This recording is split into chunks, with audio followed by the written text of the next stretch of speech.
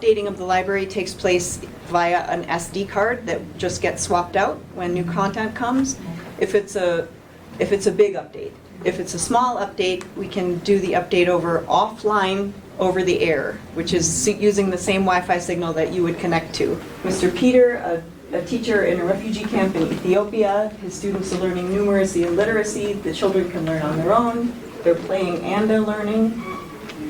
Also from Fiji, Mr. Jacoby's students had a 29% pass rate to secondary schools, but last year with the solar spell they got 100%. School has become one of the best in the region. For Monday, a teacher in South Sudan. The need for an offline approach to bringing information to places around the world. 88% of our library users report improved digital literacy. Since 2015, we have expanded to 15 countries around the world and even have a couple of projects right at our home in Arizona. It runs like a nonprofit within a university. Inside of here is a server that is emitting an offline Wi-Fi hotspot to which any device that has Wi-Fi capability can connect directly. And so the Wi-Fi hotspot is broadcasting only the information that's on the library. And so you connect to it with a smartphone or a tablet or a laptop. Internet-ready skills can be built in a safe offline environment, designed to be as rugged as it needs to be for kids to use it around the world in truly resource-constrained locations. It's solar-powered. You can drop it, and it still works just fine. It's designed for that. That being able to bring the right information at the right time to the right people is what this library is all about. And it keeps learners safe. It keeps learners not distracted. It only has educational information on it, is localized, is aligning with the curriculum, and can be very STEM friendly. So we have interactive science modules, we have videos and lesson plans, content that includes math and engineering, and not only is are the resources on the library interactive, can certainly increase curiosity and increase the ways that students retain information because they're actually actively taking part in the learning process.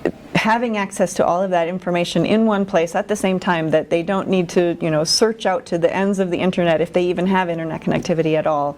Tips for teaching in a new and creative way, including project-based learning, including interactive and experiential learning, hands-on, learn by doing. There's content in here for everyone actually, for the students, the learners, for the teachers, even for their parents and for community members. Over 90% of teachers tell us that their levels of self-efficacy, or in other words, does the library help you feel more prepared to do your job? 92% of the teachers have said yes, it does. If we ask them how motivated are you to use the library, about 100% of them tell us that yes, I'm 100% motivated to use the library.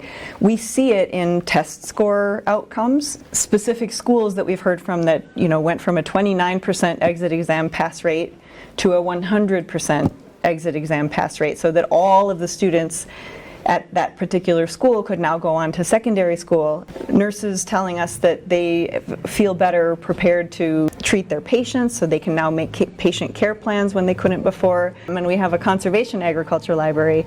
90% of farmers have told us that they feel that the Solar Spell Library helped them learn about conservation agriculture and how to apply it. 3,500 farmers, and found that the farmers who were using conservation agriculture had 47.5% higher yields in their crops. Those who also used the Solar Spell Library had an additional 9% crop yield increase, and those who were using the Solar Spell Library reached 2.5 times more people.